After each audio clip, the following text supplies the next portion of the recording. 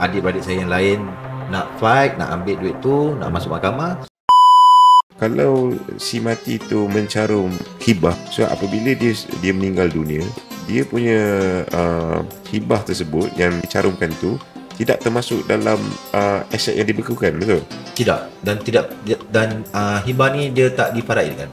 Dia adalah satu pampasan ataupun hadiah lah. Hibah is gift. Pampasan ni dia akan terus direct kepada penama.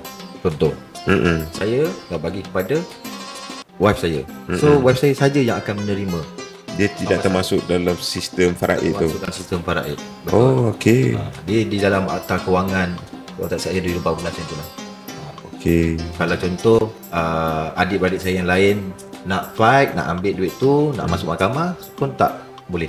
Sebab dia memang daripada awal sudah terasing dan tidak termaktub dalam akta, betul? Betul. Dan duit hibah atau pampasan hibah ni tidak boleh dicukaikan. Dia memang semata-mata hadiah lah. Betul.